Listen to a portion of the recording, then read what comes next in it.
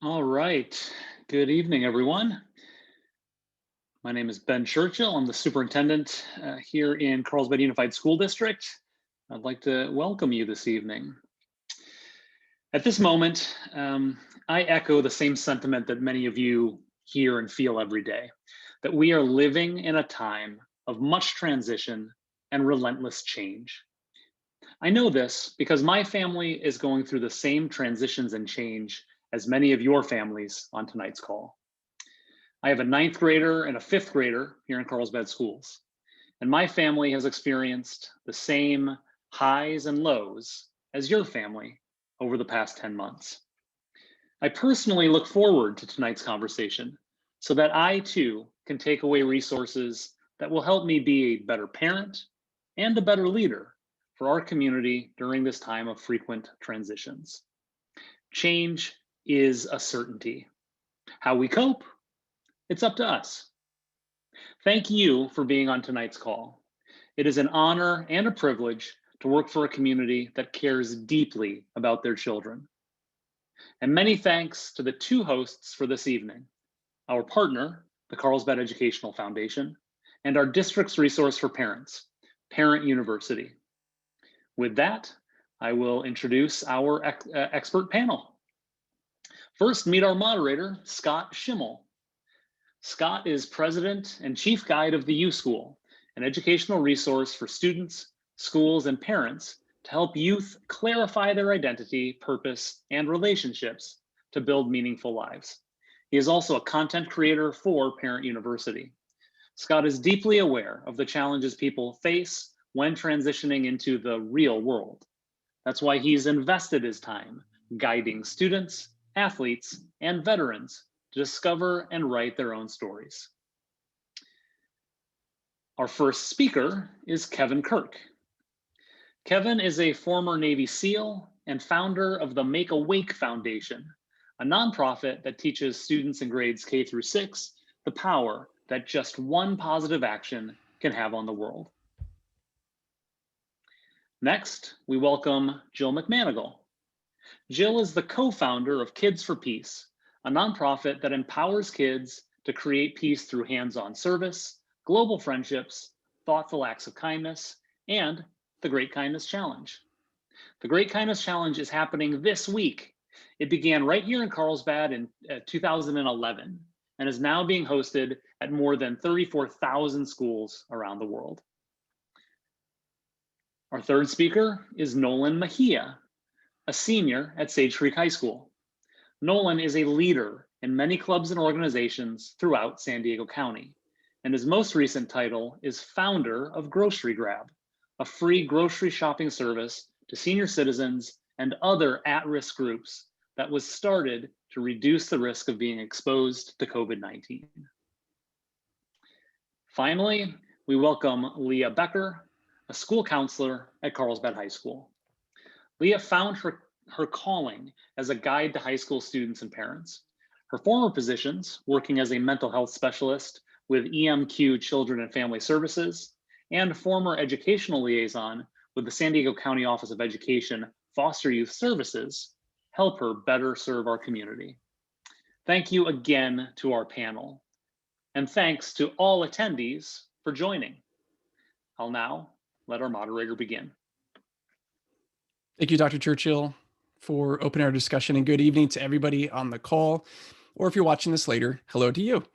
My name is Scott Schimmel. I'm the moderator for tonight's discussion, and a few notes before we begin. Our webinar is hosted, as Dr. Churchill said, by the Carlsbad Educational Foundation and the Carlsbad Unified School District's Parent University.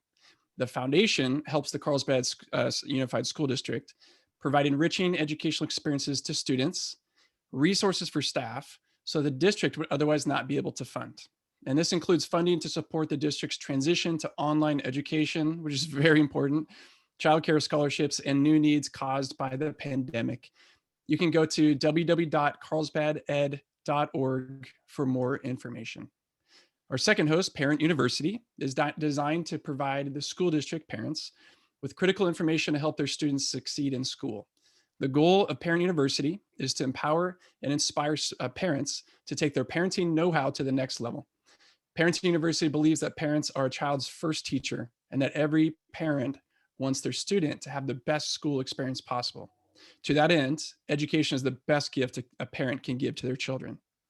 To find resources for parents, visit the Carlsbad Unified School District's website and just look for Parent University under the menu selection called Parents. The format for tonight's panel is going to take place through a question and answer. There are 3 questions our experts on the panel will answer based on their individual experience. In addition, you as an attendee may ask questions through the Q&A box, which you can find if you're Zoom savvy, which I'm sure you are by now. We will review them throughout the discussion and answer as many as we can by the end of the webinar tonight. Also, you can find resources related to navigating transitions at the Carlsbad Educational Foundation's website, which is carlsbaded.org. We're thankful for your attendance, we're grateful, and we're going to get started just right now. We're talking about navigating transition.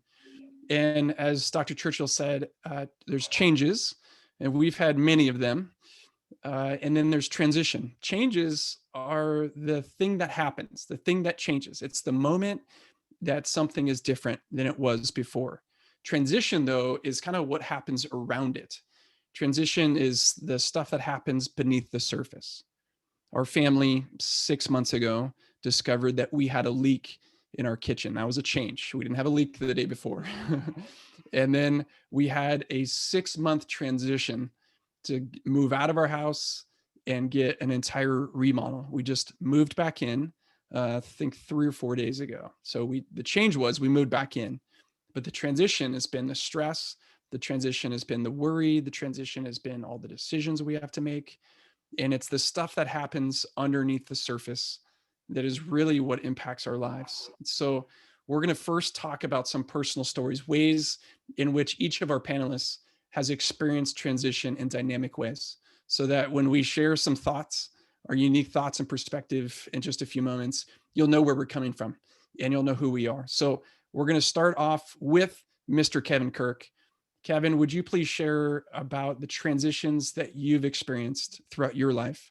And as he's sharing, folks of you who are watching, feel free to start jotting down your questions. And if you're ready, you can submit them into the Q&A. So Kevin, please share.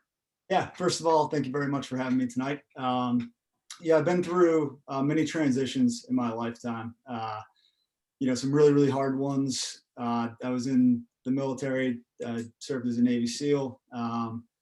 And when I got back from Afghanistan in 2013, that right there was a big transition, just coming back to the States. I went home to visit my family for the holidays. And when I was home, I wound up, I went to go wake my brother up from a nap and he had passed on. So I came back from war only to find my brother had been the one that passed away. From that point, I decided I was going to get out of the military, which is another big transition in your life. I got out, decided to drive across country, and my car broke down, which went through a lot of my savings. Once again, not planned, just like we're all feeling right now. I got out to California, and within a few months, I got a phone call from my family that my father had gotten diagnosed with stage 4 cancer. He was given about 10 years to live, and he passed away 8 months later. So I've been through transitions. I've felt, a lack of control, a lack of clarity, and I've worked through a lot of that, and still do to this day. But I think I have a lot of tools that I've utilized that helps me kind of get myself back on track when I hit these hard times. So I'm looking forward to sharing some of those with you tonight.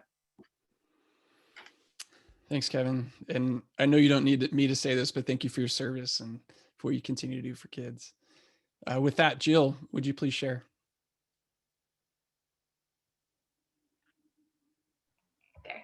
Hi, I'd be happy to. I also like to echo gratitude for being on this panel this evening, and to the Carlsbad Ed Foundation and to Parent University. We at Kids for Peace completely believe in collaboration and cooperation. It's one of the beauties of Carlsbad that we really all do work together. So very, very grateful for that opportunity. Like many of the other people on this call, on this webinar tonight, I imagine there's a lot of parents there, and probably the biggest change and then transition I've gone to is going from a single woman to a married woman, then to having children, and then being a full-time mom for several years and then transitioned to work. I started Kids for Peace. So going from 5, 6, 7 years as a full-time mother, stay-at-home mom, so grateful for that, transitioning back to work after earlier days before kids when I was a school teacher. That was a big change for me to do that. And in reflecting on this question, what I realized made the transition as smooth as possible for me was being really clear on my values. And I chose to value my family above all else, valuing my children above all else. So that made, being so steadfastly clear on that, it made all decisions going forth into becoming a full-time working mother much easier in juggling and navigating life as a working woman and also as a mother. And it was no coincidence.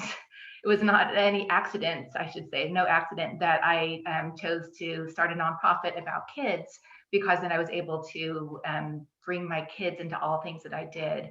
And I find that the more I was able to integrate everything together, the smoother it all went. Not without lots of interesting stories and challenges along the way, but having being able just to live a life that feels a purpose and very clear on the values I have really helped to make that transition. Awesome. Thank you, Jill. Thank you for being here. And just a quick note to those of you who are watching, if you're interested in the bios of each of the folks here, feel free to check that out on the website, carlsbaded.org.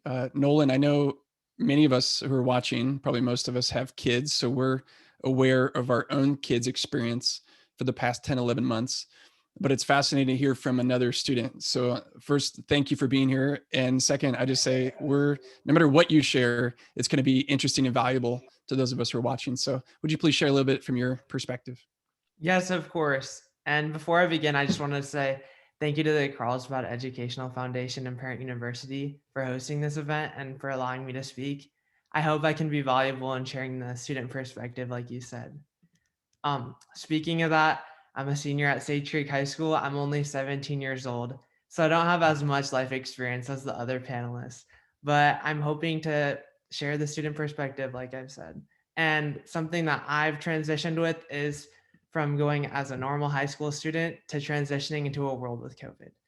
And this was a difficult transition as my life was scheduled and structured before, and it went into very unprecedented times. However, I saw this as an opportunity to help my community and help those around me. When going to the grocery store, I would see senior citizens putting themselves at risk to COVID-19. And I know my grandparents in Los Angeles have nearby family getting them the groceries that they need, but not every senior citizen has that opportunity. So I decided that I wanted to be the change that I wanted to see in the community. And I created and still currently lead a program called Grocery Grab, which, as mentioned before, is a free grocery shopping service. And I've really found purpose in this. Not only has this helped me through my transition with the COVID-19 pandemic, but I've been able to help senior citizens with their transition through the COVID-19 pandemic, especially with quarantine and isolation. Senior citizens can feel lonely. So giving them their groceries and being a person that they can reach out to, I've helped them through their transition, and in return, it's been really rewarding and they've helped me as well. So I'm hoping I can share the student perspective tonight, and I'm really glad for the opportunity to speak. Thanks, Nolan. I'm sure most parents are probably thinking, hey, how can my kid hang out with you? So that'll be in the Q&A later on. Get your vibe to rub off on my kids. Leah, thank you for being here. You're extraordinarily busy as a counselor at Carlsbad High School, and more than most people, you have a very unique perspective of students in our community. So we'd love to hear from you, particularly from a personal standpoint. What kinds of experiences have you had with transition? Great, thank you to everybody for being here. I appreciate the opportunity. So this intro was actually kind of stumped me because I feel like there's been so much. And so when I took a moment to really reflect back, I've been through a lot of different career positions. Right out of college, I worked in mental health, And it was really fun. I worked for a program with EMQ Children and Family Services, working with students in foster care as well as students on probation. And so it was intense. I had a caseload of 15 to 20 kids at any given moment, seeing them once a week, helping them on whatever path they were taking through their treatment. So a few years in, I was super burnt out. I then went to a foster youth and adoptive parent association and worked there, and again just got burnt out. So I had reconnected with a friend from middle school, and he's like, come work for this company, we sell hard drives. It was a distribution company. I was going to work in marketing, so I went, had an interview, ended up getting the job. So I left the social service world to work in the private sector, and I had no idea what I was doing. But I quickly learned that I needed to work with people and not selling hard drives. It only took 7 months for me to realize this.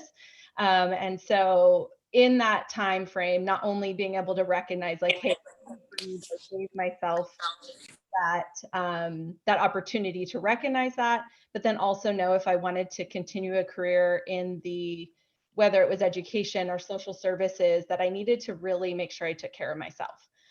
So practicing self-care, practicing self-compassion, to have a lifelong career in the helping field. And so that realization brought me to San Diego. Actually, I was in the Bay Area at that time, moved to San Diego, got my job with SDCOE, and then had my daughter, ended up leaving and became a guidance tech and then school counselor. And I've truly found my calling being a school counselor. I absolutely love it. It's pretty amazing. So the second transition, when I was thinking about this question, was really, okay, which is what we've all been going through, is COVID, right? Moving from a brick and mortar school to distance learning. And it was one of those things that not only did I have to navigate how to be a school counselor online, but also how do I support my daughter who's in elementary school and manage all of the roles that I needed to be successful in my career, also in my family. And again, it came back to self-care and self-compassion. So frequently during COVID, it's getting to my garage at 6 a.m. or the park and doing a quick workout at the crack of dawn when it's dark and 42 degrees right now. But it's literally just making sure that we are all taking care of ourselves, and making sure that I am filled up and my cup is full, even though it's been a wild ride, right? Like, it's not been easy by any means, but I think it's just recognizing, hey, at the core of all of this, if we take care of ourselves, we can get through this together. Thanks, Leah. The next part and the question I'm going to try to tee up is really around the issues and concerns that you have now that we're not necessarily in survival mode anymore, although some of you watching might disagree. But the phases that we've all been through over the past 10, 11 months, we're now in this sort of like acceptance mode and trying to live with this new reality, new normal, for however long it lasts. And so the next question I'm going to ask really is around your perspective as it relates to the ways in which you're seeing students and families struggle through transition, or what you're noticing about them. So we're going to start off with you again, Kevin, and just want to hear from your standpoint, especially, and I'm sure you'll cringe at this, the combat tested Navy SEAL. What are your concerns that you see as it relates to students and families as they're trying to walk through and navigate the transitions of this time? I mean, it's tough, right? I would say probably looking for answers in the wrong places. You're not going to find family balance in your cell phone. You know, you're not going to find it on social media. You're not going to find it on TV. You know, it's time to take a step back, in my opinion, and really take a look at how your family's spending your time, how you're spending your time, and, you know, jot down how you're spending the time during your day and kind of mark down how it's making you feel, right? We go through these motions every day of, you know, checking our phones all day, and we're not really understanding what it's doing to us internally. And it's so much harder to get through a transition like this while you're not feeding yourself, your soul, the right things. It's kind of when the pressurization in an airplane goes off and the breathing apparatus is dropped, they teach you to put yours on first before you help your kid. I think that's kind of a big thing that I see is parents, I hate to say it, but looking at kind of destructive vices to deal with the pain and the confusion that they're going through. When in reality, it's, we all have to look inward and find that balance through, I think it's been echoed already a lot of times, like, a wellness program for yourself and for your family, and in developing, taking ownership of what that looks like for your family, whether it's, breath work, whether it's meditation, whether it's journaling, yoga, workout, and you can look it up on your computer and get your answers. But if you're not implementing them to yourself and to your family, then it's like I said, you're not going to find the answers in the way that we spend our time currently. Thanks, Kevin. Jill, you represent Kids for Peace, Great Kindness Challenge. You're filled with optimism. So I'm anxious to hear your response as it relates to the ways in which kids are struggling, because you have a certain lens on the world that I want to have more of in my life. So what are you seeing these days? I'm seeing a desire for connection. We've been living in these silos for a long time, and that's the biggest thing. I really see that people were naturally prone to being social beings. So being alone in our homes so long has been difficult for people, for kids, for families, for everyone. And so the connection part has been really critical. And it's when it's no accident that our theme this year for the Great Kindness Challenge is Kindness Unites. We want to remind everybody that we can come together. It's been extra challenging times because of the election, the racial justice uprisings, the economic hardships. Like, it's just been such a really, really challenging year. And so finding ways to come together and see our common humanity in each other that's been the biggest desire that I've seen. And that is one thing that we've taken, our Kids for Peace team has really taken it seriously of providing opportunities for families to connect with each other. We have lots of new projects to give fresh ideas for that. For schools to connect with each other with their students, whether they're still learning virtually or if they're lucky, like in Carlsbad, being able, the elementary schools, to come back in person, even though they still have their masks on and they can't touch each other, one step closer anyway to be in the same classroom together. So we have really taken it seriously of finding opportunities to have people have projects that they can feel that connection and know that we are all connected, and know that we will get through this. And the kinder we are with each other, the more compassion we have for each other, the smoother this transition will go. Thanks, Jill. Mr. Nolan, a year ago, most of us didn't have this on the radar. And then middle of March happens and school shut down. And there was this, I think, a growing concern March, April, and May for seniors. And kind of the thought, maybe they won't have senior prom, maybe they won't have graduation. And then we went through that. And now you're a senior. And here we are, and it's middle of January, and the cycle continues. So I'm just anxious to hear what you have to say from a student standpoint, not only your own experience, but some of your friends. You're obviously an involved, engaged, go for it, high achieving representation at Sage Creek. But what are you seeing? What's your perspective? I've actually spoken to some of my peers about this and the struggles of this transition. And the thing that came up the most actually was the struggle to stay motivated during these times. And this could pertain to school or physical health, mental health, emotional health, but there's just this struggle to stay motivated. And I've experienced it, other students have experienced it, and I'm sure some even parents have experienced it. And my suggestion for this is centered around setting goals. In my experience, I like to wake up and set personal goals every single day for me that I'd like to accomplish. And this not only keeps me accountable, but it gives me a sense of purpose. And not only setting these goals, but also reflecting upon them at the end of the day. In transition, you can't control the environment around you. COVID, you can't control anything around you. The only thing you can control is yourself. So setting these goals for yourself has definitely helped me with staying motivated, and I'm sure it can help the other students around them. You're not going to have the students in your classroom right next to you working on the same project, or you're not going to be able to hang out with friends and keep up that socially in person. So it's really up to yourself to hold yourself accountable. So that setting goals is a easy way to do that. That's how I do it. And not only daily goals, but a tradition in my household that I like to do is every January when the new year comes, I like to set yearly goals for myself. And we get to make posters that are colorful, that have inspirational quotes and the goals that we want for the year and images.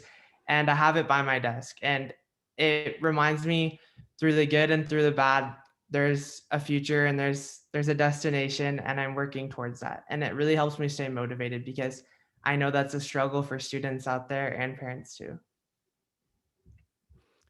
Scott, can yeah, I share? Can please. I just piggyback on what Nolan just said? Because I also do that, Nolan, every year, every New Year's. New Year's is my favorite holiday because it's like this reset button. And I actually brought in, so every year my family and my friends, we come up, each of us have our own word. So this year my word was joy, and we make a magnet and we put it on our refrigerator so we can attract what we want. But I had to take it one step further this year. And like you said, Nolan, having goals, I needed like this extra boost of inspiration this time. So I made my own star chart. I used to teach first grade and it worked for my first graders. I'm like, maybe this will work for me. So I created my own star chart, and I have some of the things I wanted to make sure I did. One of them, just going to the beach every day. So it's having those goals and having them in a format that keeps ourselves accountable. It's really been helpful to, in those times where motivation has dipped, to help rise it up again. So I just had to share when you. That's great. I don't know if you mind, Nolan, but I'm going to ask you anyways. You mentioned motivation and a lot of your friends not having it. What's the difference being in school, being around your friends, going to class? What is like the scaffolding of motivation? Why does that keep it? And why is being at home doing virtual school by and large? What do you think? I think that when you're in person, your motivation is from the people around you. Like Jill said earlier, we're social beings. We thrive off the people around us. But when you're by yourself in your home, you have to have motivation internally and from within. So I think that inner drive is really important. And I think that's the key to succeeding through the transitions. Thank you. I know there's a lot of parents probably listening and watching. They're scratching their heads, trying to figure out ways in which to motivate their kids. Leah, I mentioned you're a counselor at Carlsbad High School, so please take as long as you want to share your experience, your department, your colleagues. What are you seeing? What's different about the last 10 months compared to normal times? And I'm curious also, are there trends that you've seen over the years that have changed or maybe accelerated since COVID hit? Yeah, definitely. So Nolan, you were a perfect intro to me.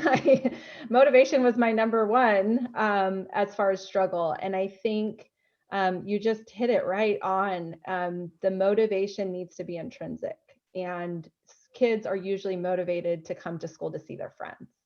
And so whether they may not be a stellar student, they kind of get by, they coast through their classes okay, getting decent grades.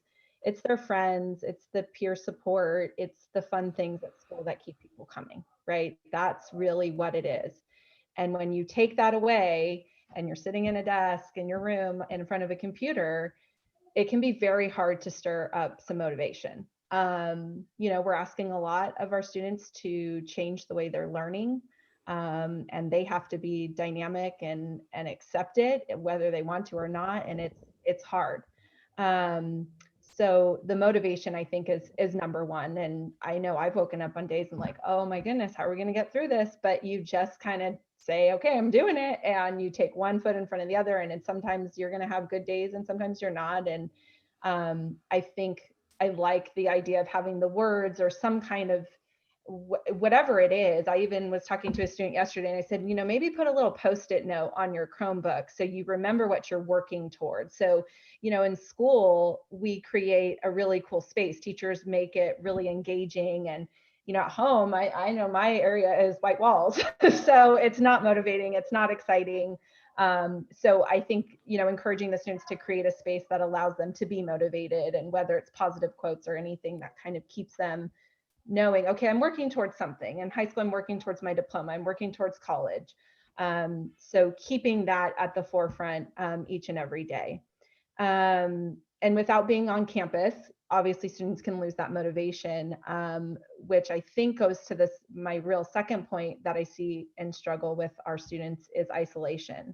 So distance learning in and of itself is isolating. You're, if you have siblings, you guys each need to be in your rooms and have quiet, spaces to be quiet and try to engage in your Google Meets or whatever it is.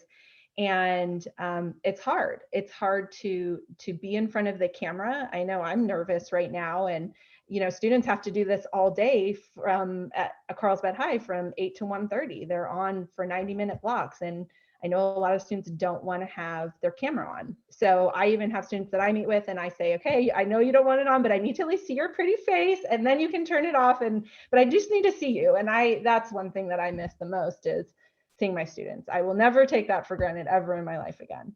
And obviously not being in the social groups or settings for our teens, especially middle and high school. I see, they're used to being around people, and obviously some people are getting together and some aren't. So depending on their comfortability levels and what they're doing, they just miss that social interaction. And, as Kevin mentioned, it's that even social media doesn't provide that full connection that we need, that human interaction. So I think that's a piece, and that human interaction is such an important key part to their social emotional development, and they're just not getting that right now. And even though it's temporary, it's missing. And so that's a piece that I think as a school counselor and as our department, we're seeing, kids are just bummed. And that's natural. The last thing I feel like is a struggle, and this is something that we in our advisory have been really working on with our students, is time management in so many ways. I know boundaries have been hard to be set, especially between work and life. Like I feel like I could be connected all the time now. Before I used to go to my office and I would leave my office and I would mostly be able to leave my work at school. Not all the time, but for the most part. And I feel like here I could just work at any point, anytime. And so it's really important to practice time management skills. And the teenagers, I would say, both middle and high school, they're having to find new ways how to manage being a student. So what is this distance learning and what platforms am I using? They could be using different ones. It could be up to 2 or 3. So they're having to navigate that, and that's huge. That's a big change. So that change of school closing down and going to distance learning, to the transition of how do I manage this new space that I need to learn and be successful in while dealing with all of the other things that we're dealing with in life. So I know it's, managing the platforms, navigating a new way of social connection, and new ways that they have to follow through with expectations as their job as students. And I think we as adults have to work through those things too. So how do we effectively work at home, manage those boundaries, support our own students in their academic learning? I had to YouTube second grade math the other week because I didn't know how to do the specific method. And so I'm feeling that too. So it's, we have this new evolution of how we're working through life right now, and learning these skills and navigating it. We're all doing it. And I think, staying connected. I love my team. We call ourselves Team Power. Shout out to the CHS. But, I miss my people. It's like they're my work family, and I collaborated with them, talking with them about what I was going to talk about tonight. And It's just a piece that's missing for all of us. And so I think it's just important to acknowledge, like, hey, this is kind of sad and I kind of miss it, but we're going to get through it and we're going to do the best we can remotely. And students need to say that each and every day. Like Nolan said, I can set small goals each day. I can wake up and I can choose, am I going to be positive? I'm going to be negative. I'm going to do my work today. Right. And I think that's a piece that, we all can control, is how we're going to navigate through each day. So I guess that's all I have to say. Let me keep it just for another second. Nolan mentioned motivation, and it's past college admissions applications time for seniors. What shifts did you see in this year's senior class as it relates to like early admissions? I mean, you're at Carlsbad High, it's a lot of high achieving kids, not all, but a lot. So did you see anything unique or different about college? I know our next door neighbor didn't decide not to go to a four-year university just because of not wanting to miss out on that whole experience. So what are you seeing on that front? As far as our seniors go, I would say it seems to be about the same as far as college applications. It was definitely different this year. So normally we get to go into their English classrooms and give a lesson, a two-part lesson. So we see them twice over the course of 2 weeks, and go over everything college. So this year we did a catalog of videos, and it was 2 to 3 minutes of, how do you apply to CSU and how do you apply to UC? And that's one part of the job that I love. It's fun to hear what they want to do and, their excitement. And it's really cool. And I think, so I feel like it's the same. I think there's definitely been some consideration on behalf of students that I've worked with, of, okay, do I take a gap year? Do I start off at community college, which is a fantastic option, and then transfer? There was that thought process of, if it's not going to be college like we once knew it, going away and not being online, really, do I want to apply? And so we've had a lot of those conversations, and it's been, well, we don't really know what's going to happen, right? We didn't know 6 months ago we would still be in the situation. We didn't know in March where we would be at this point this year. So it's kind of just like, hey, you got to keep all doors open and keep your options open and just apply and, go from there. Thanks, Leah. Scott, you mind if I chime in for a sec? Yeah. Yeah, just on the topic of motivation, since we've kind of said a few times now, I'm kind of talking to the people that might be on this call that just aren't able to set goals right now, right? They might have set the goal, but something's different now, and they're just not able to concentrate and stay to that goal. And Navy SEAL training, not to keep talking about that, but 75% of the people quit, right? That sign up for the training. These are people that train their whole lives. It's the best of the Navy that gets a shot at it. And 75% of them quit. And a lot of it is just because when you're going through the training, that tomorrow is not going to be easier than today. And that's going to happen for about 2 years. And if you don't have your mind right, then you're going to quit, right? And some of the techniques that I utilized that kind of got me through that was, when I first woke up in the morning, all of those negative thoughts would go through my head, right? Like, boom, the little wolves, the wolf pack is attacking me, howling at me, telling me, today is going to be hard, it's going to be cold. And all I would start to say is just the word one. And every single time I heard that chatter, it was just one. I would just block it out and just keep saying the word one. And before you know it, you make your bed, you get to breakfast, even if we're running down the road and I'm like, oh, this stinks today, I just say one over and over, and I just don't let that thought settle in my head, and just keep putting together those micro goals that are going to help you accomplish and eventually have a great day. And you start stacking those good days in a row. Before you know it, you can get through this. Thanks, Kevin. It's a perfect segue, because I think, just to add a couple things from my perspective, just our own home, and I get to work across a bunch of different schools, bunch of different districts, different demographics. So from a social emotional standpoint, there are, I would say, there's more. There are more challenges. More students are facing more challenges. However, the challenges that students are facing now, the word I keep using is they're accelerated for the past 10 months. it's more concentrated and accelerated. And I think more than anything, it's our adult awareness of what students are really wrestling with that's accelerated.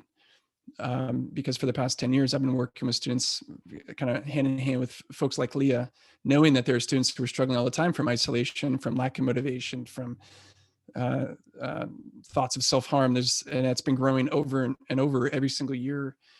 So we're seeing that more, and we're more aware of it. And I think that's a good thing. Yeah. So in my own home, we've got a couple other issues we haven't totally mentioned. One is a kid that's getting pretty significantly far behind academically. And I think from a parent standpoint, my wife and I talk about that pretty much every day, twice a day. What do we do? What do we do with that? How do we make sense of that? Our own anxiety for that, our own fear of that. The resources don't seem to be the right resources to fix that problem. And it's becoming a big problem, and we care so deeply, obviously, as parents do. And another issue in our home also is one kid who's particularly grieving the not transitioning to go to middle school. So I look back and think, you're so lucky you didn't go to middle school. Like that, those are not easy years for me. But that's not a necessarily helpful thought when you're 12 and all you want to do is be at school with your friends and this thing you were looking forward to. So grief, loss, struggle, lack of motivation, kids who are deeply struggling.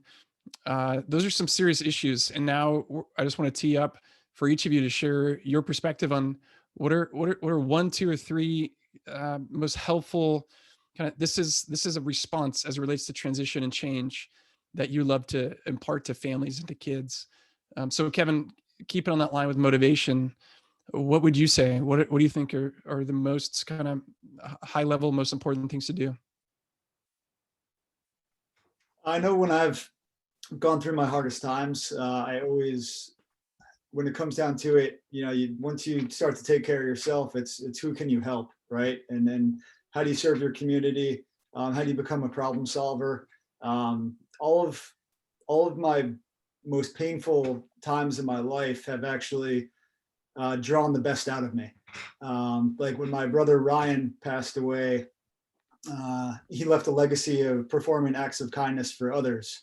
So we developed these coins that are passed through acts of kindness. So it goes, the way we're developing now is it's actually going to go from one family to another, and each family that receives a coin is challenged to do an act of service for the community.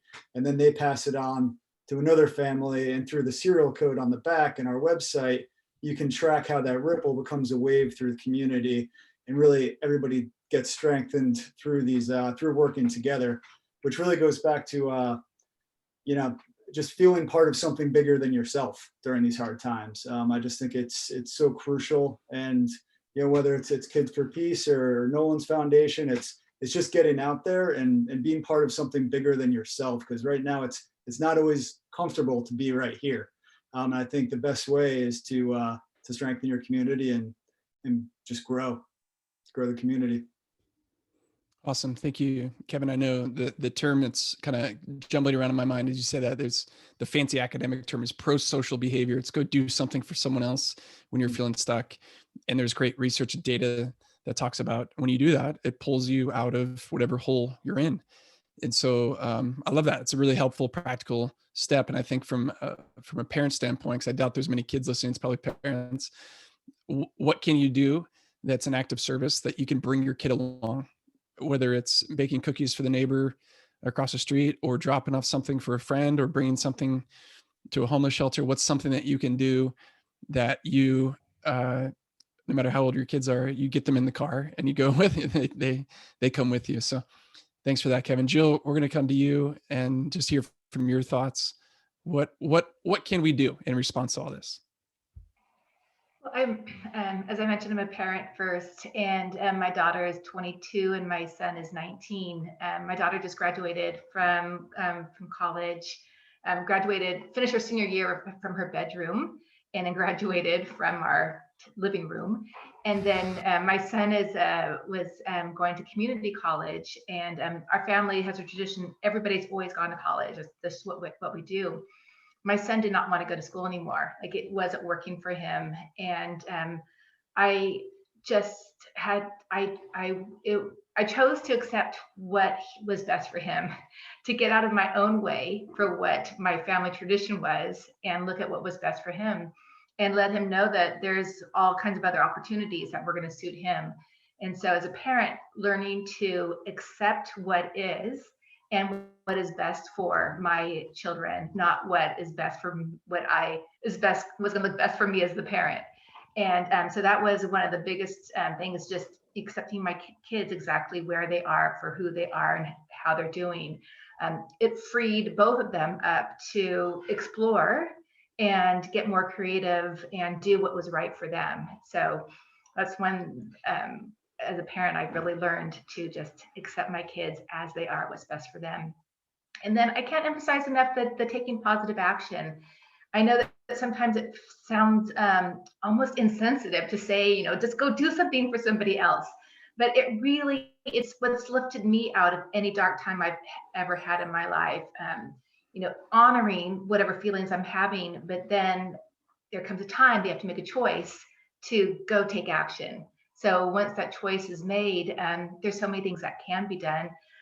Right now with the Great Kindness Challenge, we have a checklist, and it's based on, at school, it's based on 50 acts of kindness, where kids are challenged to complete kind act after kind act.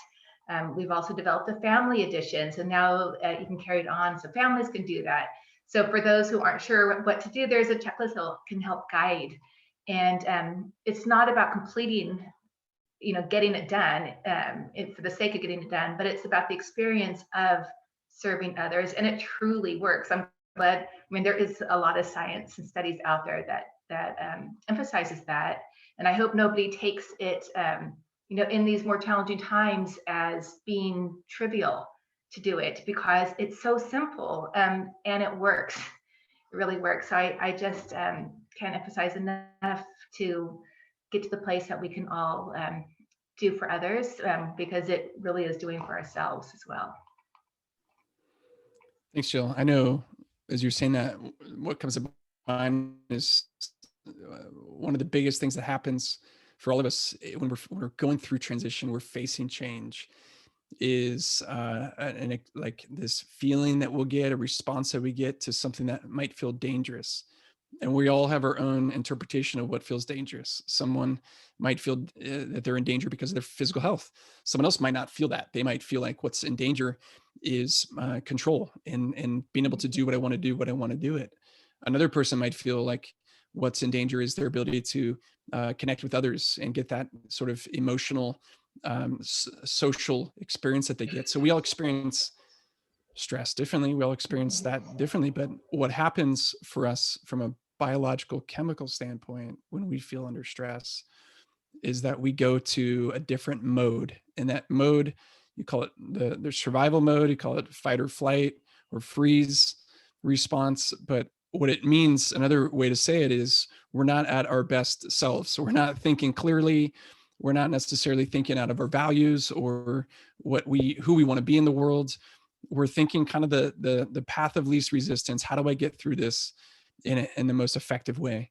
And so all the stuff that you're sharing so far, Kevin and Jill, and now Nolan, is really helpful in that light. So how do we think through and manage stress? How do we manage the stress of transition in an effective way? So Nolan, you've already shared about motivation, some thoughts on that. What else comes to mind when you have some thoughts to share about how to get through this really well? My perspective on approaching transition actually comes from one of my favorite books. So right before the coronavirus pandemic, I read a book called Outliers, The Story of Success by Malcolm Gladwell. And this book really captivated me, and I learned a lot of life lessons through it. Specifically, one line says, "People who are successful turn their adversity into opportunity." I really took this to heart, and it's been extremely helpful through transition. It opened my eyes to viewing things as what I would normally view as negative and seeing where I can make good out of them. So when the coronavirus pandemic first started, I could have viewed it through a negative lens, but instead I saw it as an opportunity to bring the community together. And similar to Kevin as well, his brother's loss was very hard, but he saw it as an opportunity to leave his legacy behind through acts of kindness. So using this mindset of turning adversity into opportunity is extremely helpful through transition. I'm not saying you have to start a grocery shopping service or a kindness organization through impact, but maybe you take this time of isolation as an opportunity to for personal growth, or to learn a new skill, or to get closer with family members. Transition is inevitable, transition is difficult, but it's up to you on how to handle it. So next time an audience member is going through transition, I would encourage you to view it and ask yourself, how can I turn this into an opportunity and not solely view it as an adversity? Thank you, Nolan. I think it's so good. It's so good. Mind if I And chime I in? know one of the things that we're wrestling with as a family is what will normal look like post all of this. And I remember the week before the shutdown, we had just started, I think every kid had 2 or 3 activities. And my wife and I were driving around like crazy all over the place. And I think she and I looked at each other at one point that week and like, I don't know if we can do this for the next 3 or 4 months. Soccer, the baseball, the piano, the church youth, like it just was a lot. And we're not even doing half as much as some of our close friends are and their families. And I asked a couple of my 2 older kids recently, I said, okay, so once the world opens up again, do you want to, and they were like, cut me off. Like, no, we're not going to do that again. We're not going to go from one thing to the next, to the next, to the next. And so what a, great point, Nolan. This is an opportunity to take a step back and think about what matters most to us. What do we really care about? Why were we doing what we were doing? So with that said, not to put you on an overburden of pressure, responsibility, Leah, you are a professional in helping kids, students, families think through big issues. So what would you say? What are some of your go-to common sense tips to navigate transition? Well, first off, I think Nolan needs to become a school counselor. So Yeah. it's right in line with absolutely everything that I'm thinking of saying. So Nolan, you have a future. I don't know if you want to do that, but you're right on, right on. So I actually have 4 key things I brought, not the 3. So I apologize, Scott, that I have one more. But so first, one of the biggest quotes that I think we all can recognize and acknowledge, that the only constant in life is change. So when we stop to look around us, the world has changed dramatically in the way we interact with each other, the way we're working, the way our students are learning, not only from the pandemic, but just from all the current happenings in our political world as well. So there is constant change. And when we can put it into perspective, just as Nolan shared, when we can stop and really look at it and recognize, hey, change is going to happen, that we know that for sure, right?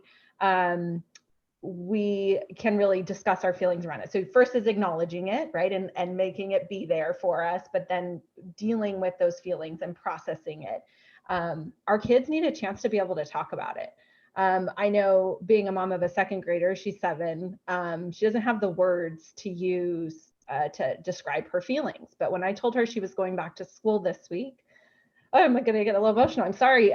She was just so happy. Her attitude completely shifted, and it was pretty awesome. And it was one of those things I was like, oh my gosh, and I thought back and I'm like, wow, she hasn't had routine since March.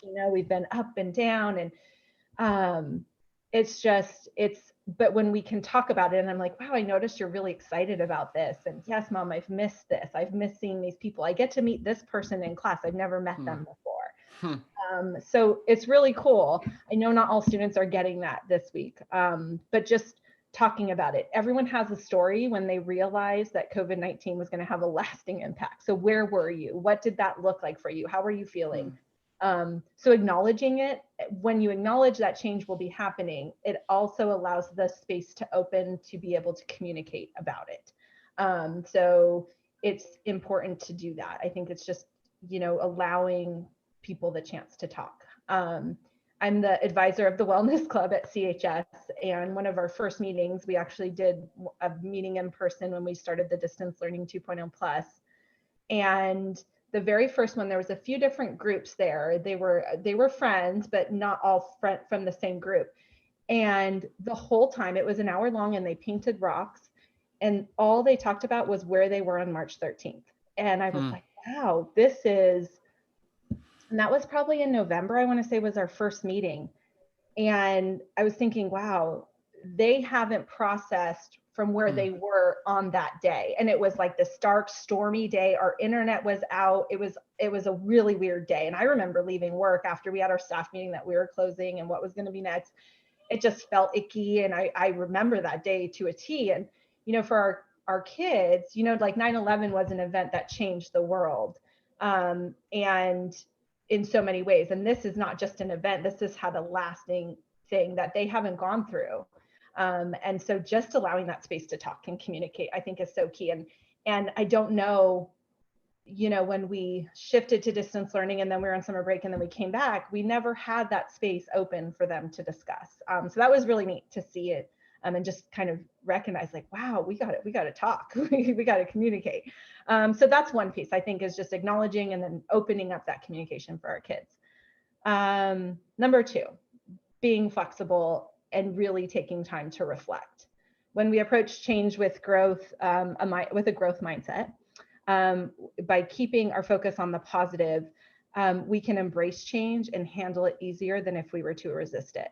So it takes a lot of energy to be upset and angry, and not change is all going to be easy. And I think, we talked about perspective, and that kind of seems to be the theme of today. I was in another meeting and a student was talking about perspective on, you can't control what happens to you in life, but if you keep things in a perspective, in a way that you try to seek out the positive, and be flexible around change, you can get through it much easier. So that's something to think about. Being flexible takes a lot of practice. I think we probably all know people in our life that are like, no, it's this way only, and I'm going to follow it this way. And, Kevin may be able to share that with the military, right? There's certain ways you must do certain things. And we just have people in our life like that. But when we can reflect back on situations and say, okay, how did I deal with that change? And how did I handle it? Was I as flexible as I could have been? Or was there an area that I could have maybe been a little more flexible, or maybe responded in this way? And when we take time to reflect back on those situations, whether big or small, we can improve, and we can say, okay, I can be more flexible in this way next time. But it's taking that time as human beings to really sit there and say, okay, wow, was I kind of a crappy person there, or did I do a good job?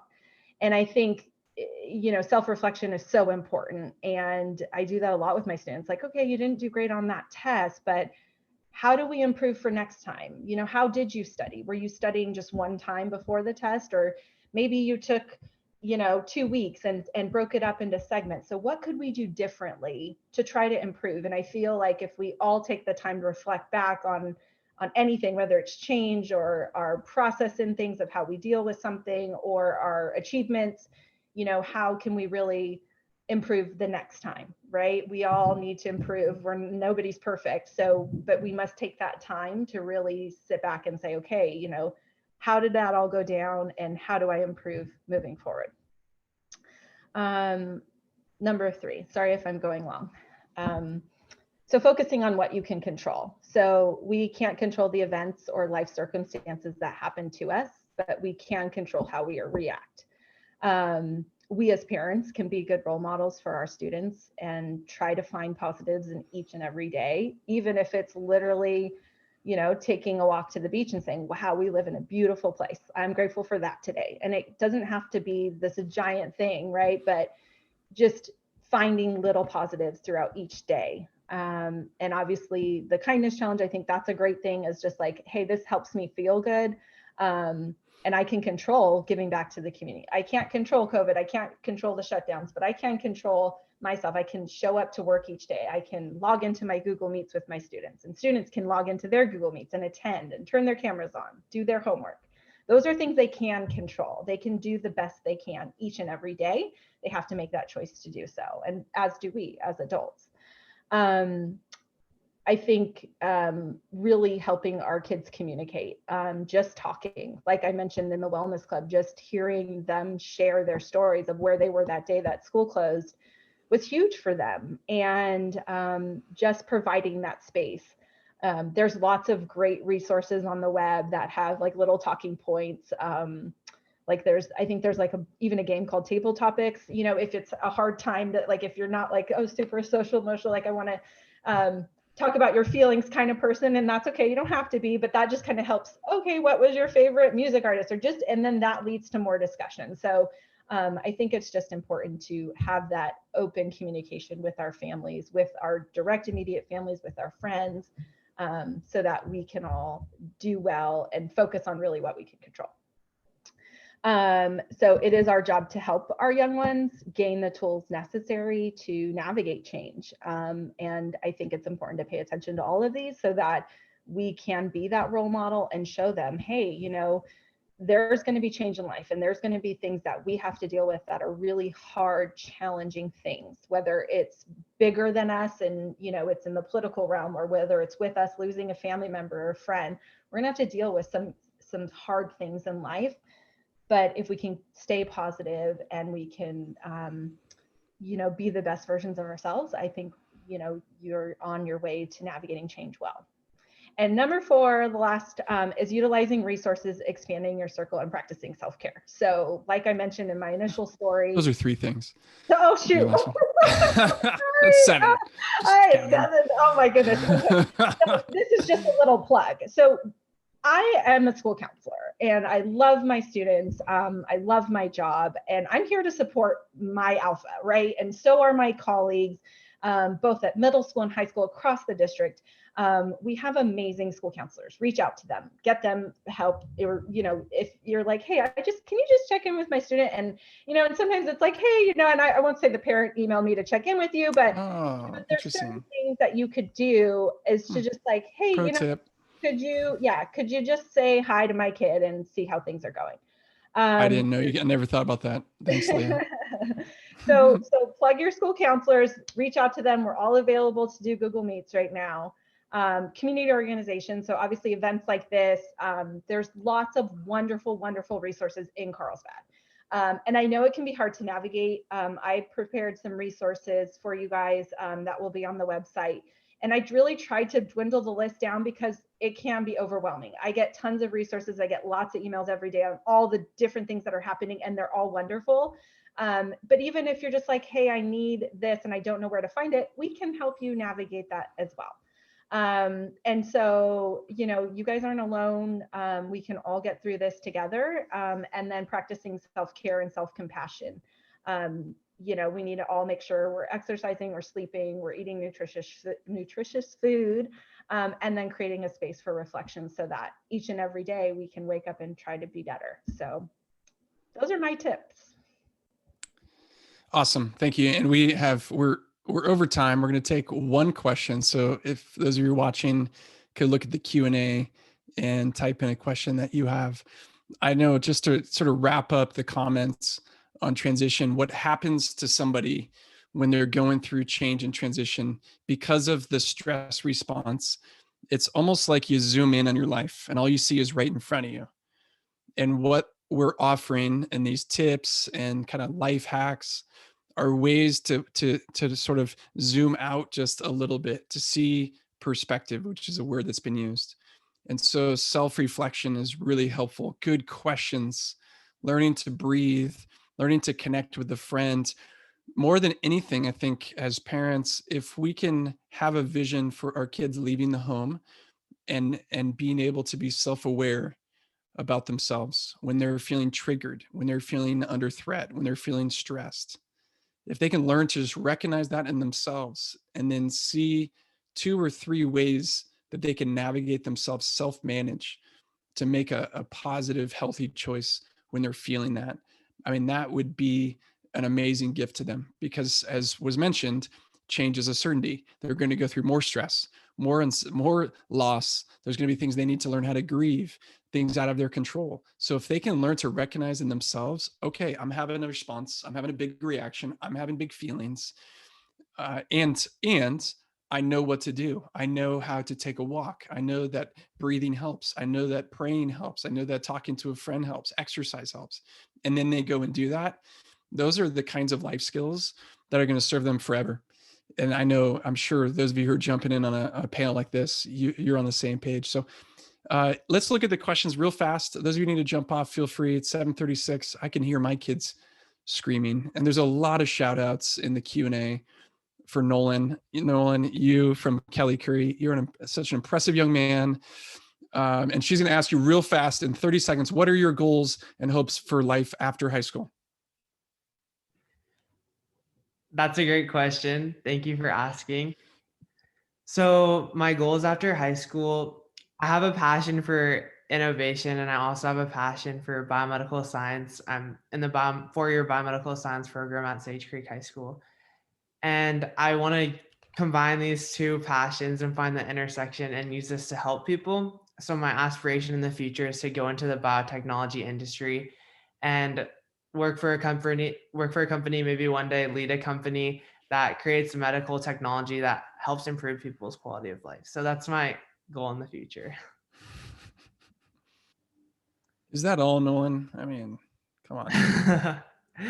Yeah, I mean that's the number one goal so far. Help people through my work in the future.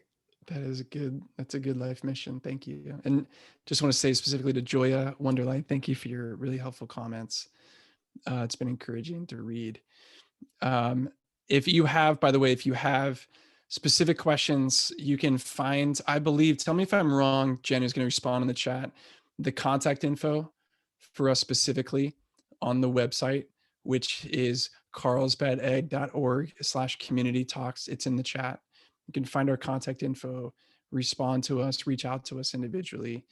It's the internet. I'm sure you can find us. I'm easy to find. Kevin's are all easy to find. Community talks. Thank you. /community talks. So here's the last question. And if you've got like a 1 sentence or 2 sentence response, this would be great. If you don't feel like the pressure, but this is from someone. How do we help our kids to be more self-aware? Is there an exercise you can do that you can offer for them to do this? And there's a specific note in here that's probably not going to happen with mom and dad or whatever the parent configuration is, because, and this is normal to an adolescent, to a 11, 12, 13-year-old, there's a transition where all of a sudden they're trying to differentiate themselves from their parents. Parents are not cool. That's the translation. You ain't cool anymore. You're not cool. Don't want to hear what you have to say. I'm going to figure this out for myself. So given that context, how can we help our kids become more self-aware? Does anybody have any thoughts? I know I've got probably 100. Anybody? I can jump in there. I think the best way is just asking a lot of questions, asking open-ended questions to help them discover themselves and being able to articulate it. So they don't want to hear my stories, but my kids both like to talk about themselves when I do ask questions specifically about them. So ask open-ended questions. That's great. I'll give just a slight, it's not a plug for me, but twice a week, every Tuesday, Thursday, in partnership with Parent University from the district, Rosemary Eshelman, we've been, the company I represent, YouSchool, been pushing out to Carlsbad families these really short 2-minute videos. Sometimes they go to like 2 minutes and 30 seconds, but usually under 2 minutes. And all they are very quick thoughts from research and data, how to support your kids through this time. So a quick thought, typically a quick story, and something that you can do, an exercise that you can do with your kids. And the content is all around self-reflection, stress management. How do I walk through this season well?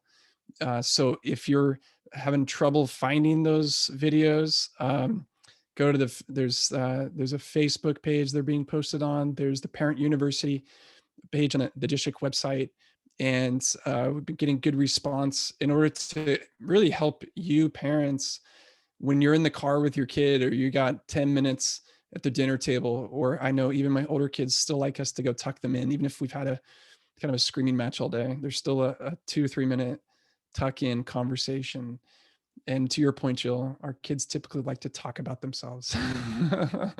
No shortage of content there. Anyways, those could be some tools for you, and there's a backlog of them. If you want to find them and can't, just shoot me an email, which my contact info is on the panel site. So I think we're going to wrap it up there. We're 7:41. Thank you for those of you who've journeyed with us for the last hour and 11 minutes. Thank you, panelists, to Dr. Churchill, who opened us, and definitely the Carlsbad Education Foundation, who's offering resources like this to the families of the district. So thank you to Jennifer and the foundation that we could be a part of this and share our thoughts. What a gift and a privilege and an honor to be able to share from our perspective. So on behalf of all the panelists, thank you. Thank you, Foundation. Thank you, Parent University. And thanks for you for joining in. And if you're watching later, greetings to you, and go to the website if you want to connect with us. So with that, good luck to you who are doing bedtime with little ones, Leah. And we're signing off here from the Thriving Through Transitions panel. Thank you. Good night, everybody.